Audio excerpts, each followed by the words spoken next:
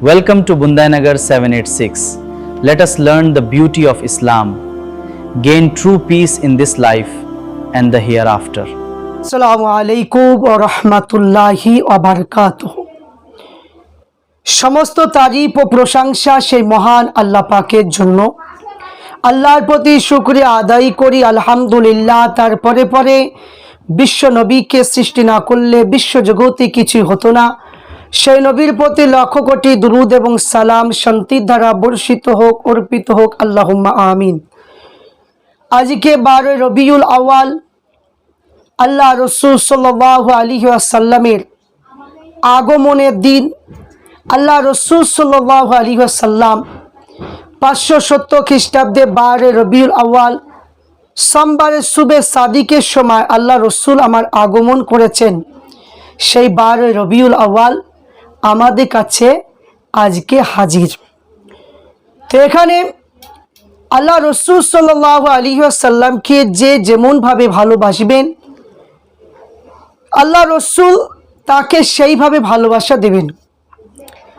আল্লাহ রসুল বলছে, লা ইউমিনু আহাদুকুম হাত্তা আকুনা আহাব্বা ইলাইহি মিন ওয়ালিদিহি ওয়া ওয়ালাদিহি ওয়ান নাসি আজমাইন।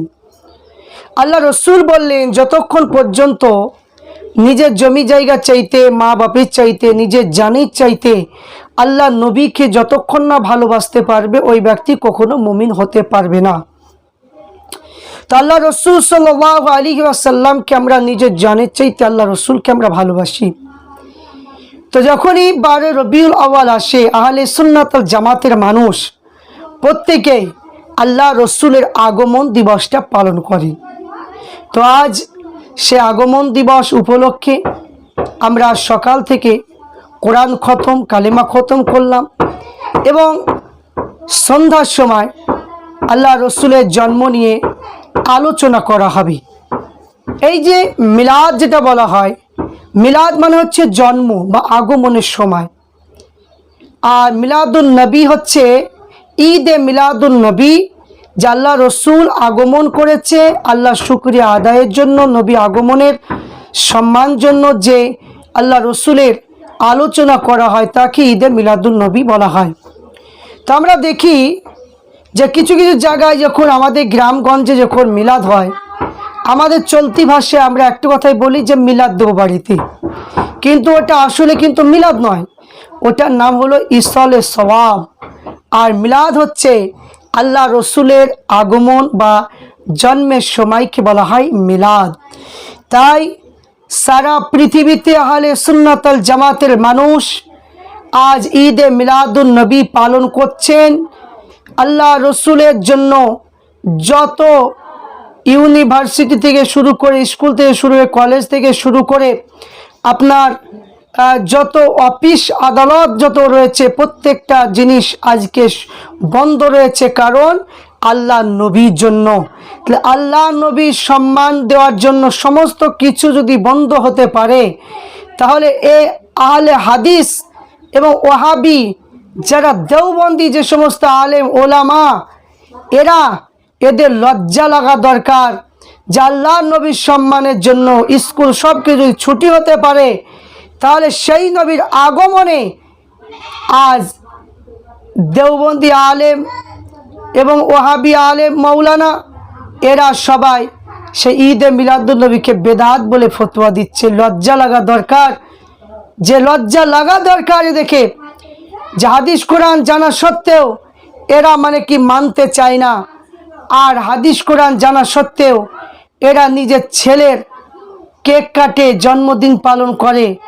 লজ্জা লাগা দরকার এই সমস্ত ইমান চোর আলেম ওলামাদের।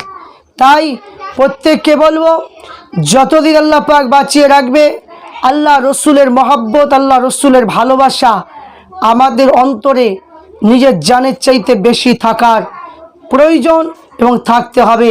তাই প্রত্যেককে একটা আমি মেসেজ দিতে চাই যে আল্লাহ রসুলের আগমন দিবস উপলক্ষে যে যতটা ভালোবেসেছেন আল্লাহ নবী অবশ্যই সেই ভালোবাসার প্রতিদান দেবে।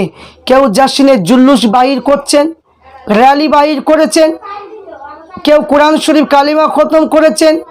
আমরা ঈদে মিলাদুন নবীর জন্য আল্লাহ রসুলের জন্য ওয়াজ নসিহত করা হবে, যতটুকু করি না কেন আহলে সুন্নাত ওয়াল জামাতের, সেইগুলো আল্লাহ নবীর জন্য দোয়া করা হবে। তা চিন্তা করুন, আজ এইগুলো করাতে, আজ এত সুন্দর একটা নিয়ম করছি, এগুলো ভালো লাগে না।